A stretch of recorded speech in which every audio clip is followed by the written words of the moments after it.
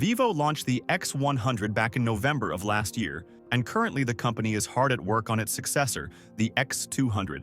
A few details about the X200 have been leaked on Weibo, and this is the first looks Vivo X200 Pro, flat metal frame, center large circle deco design. Digital chat station on Weibo says the X200 will be a small screen flagship, featuring a 1.5K resolution flat panel with symmetrical bezels on all four sides.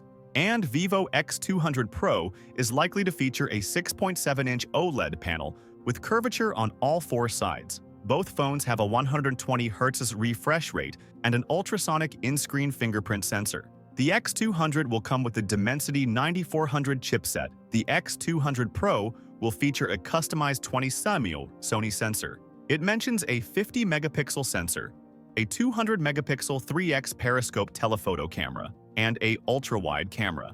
That's it for today's video. If you enjoyed it, don't forget to like, comment, and subscribe for more content. Thanks for watching, and I'll see you in the next one.